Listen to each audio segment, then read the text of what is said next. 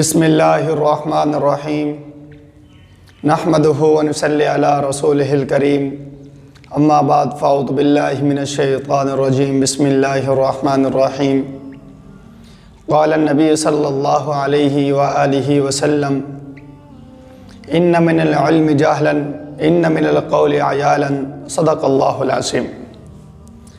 اس حدیث مبارکہ میں آپ علیہ السلام نے ارشاد فرمایا، بعض علم جہالت ہے اور بعض باتیں وبال اور بوجھ ہیں۔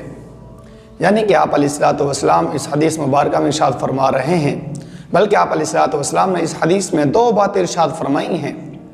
ایک تو وہ علم ہے جو انسان کے لیے جہالت ہے، اور بعض باتیں ایسی ہیں جو انسان کے خود کے اوپر بوجھ اور وبال بن جاتی ہیں۔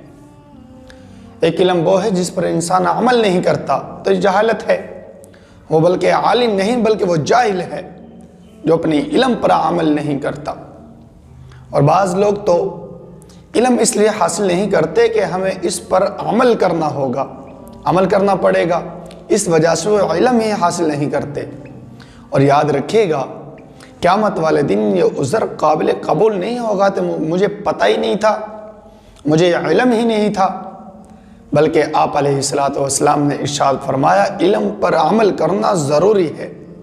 اور ایک حدیث مبارکہ میں آپ علیہ السلام نے ارشاد فرمایا، مومن مرد ہو یا عورت ہو، اتنا علم ہونا فرض ہے کہ وہ 24 گھنٹے کی زندگی کو شریعت کے مطابق گزار سکے، آپ علیہ السلام کے احکامات کے مطابق گزار سکے۔ اتنا علم ہونا ضروری ہے، انسان کو پتہ ہو میں نے زندگی کس طرح گزارنی ہے۔ اس لیے علم حاصل کرنا ضروری اور اس پر عمل کرنا بھی ضروری ہے۔ جو علم حاصل کرتا ہے اور عمل نہیں کرتا تو وہ جہالت ہے، وہ جاہل ہے۔ اور دوسری بات جو آپ علیہ السلام نے ارشاد فرمائی کہ بعض باتیں انسان کے خود کے لیے وبال اور بوجھ بن جاتی ہیں۔ مثلا اگر کوئی شخص کسی دوسرے بھائی کی غیبت کرتا ہے، غیبت کسی کی کر رہا ہے، قیامت کے دن یہ غیبت کی وجہ سے اس کے خود کے اوپر بوجھ اور وبال ہوگا، کیونکہ اس کی نیکیاں اس کو ملے گی جس کی یہ غیبت کرتا رہا۔ اگر اس کی نیکیاں نہیں ملے گی اس کو، اگر اس کے پاس نیکیاں نہیں اور اس کو نہیں ملے گی تو اس کا جو وبال ہے وہ اس کے کندھوں پہ ڈال دیا جائے گا۔ اس لیے آپ علیہ السلام نے فرمایا بعض باتیں جہالت اور بعض باتیں بوجھ اور وبال ہوتا ہے، قیامت کے دن انسان کو پریشانی اٹھانی پڑے گی۔ اس حدیث مبارکہ میں آپ علیہ السلام نے واضح فرما دیا، علم ہو تو اس پر عمل ہونا ضروری ہے، اگر علم ہے عمل نہیں ہے تو وہ جہالت ہے۔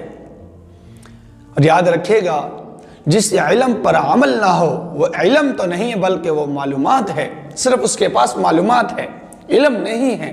علم ہوگا تو عمل ہوگا، علم ہوگا تو عمل ہوگا، عمل ہوگا تو اسے ہی علم کہا جائے گا، عمل نہیں ہے تو وہ جہالت ہے، اس کے پاس صرف معلومات ہے۔ اور معلومات تو کافروں کے پاس بھی بہت ہے، پر عمل نہیں ہے۔ مومن کے پاس ضروری ہے کہ علم ہو تو اس پر عمل بھی ہو۔ اور دوسری بات فرمائی کہ کچھ باتیں ایسی ہیں جو انسان کے خود کے اوپر وبال اور بوجھ بن جاتا ہے۔ کسی کی غیبت کرنا، کسی کو برے القاب سے پکارنا، ایسی بات کرنا جو اس شخص کو تکلیف پہنچے، اس باتوں سے، ایسے معاملات سے، ایسے الفاظ سے آپ علیہ السلام نے منع فرمایا ہے۔ قیامت کے دن یہ باتیں پریشانی دیں گی انسان کو۔ اس لیے اس حدیث مبارکہ میں دو بات واضح فرمائی، علم ہو تو اس پر عمل ہو، اگر علم پر عمل نہیں ہے تو وہ جہالت ہے۔ اور بعض باتیں خود انسان کے اوپر بوجھ اور وبال بن جاتی ہیں، اس کو قیامت کے دن اس کا بدلہ دینا ہوگا۔ غیبت کی تو غیبت کی نیکیاں جائیں گی، اگر نیکیاں نہیں تو اس کا جو گناہ ہو اس کے کاندھوں یا اس کے سر پر ڈال دیا جائے گا۔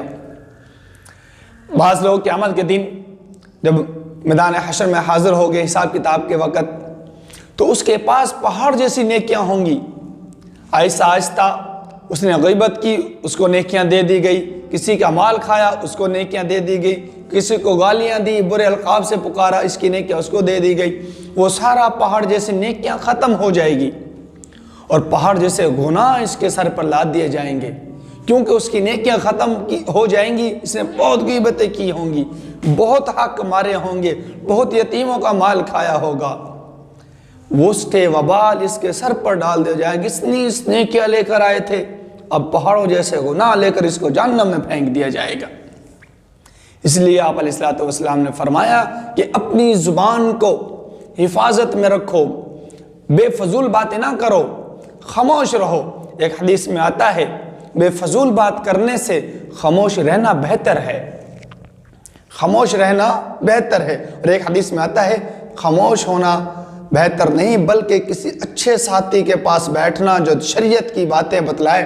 خاموش ہونے سے اچھا ہے کہ اس کے پاس بیٹھیں، کوئی شریعت کے مسائل، کوئی شریعت کی باتیں، کوئی نبی کی زندگی، نبی کی سنتوں کو سیکھے، یہ بہتر ہے۔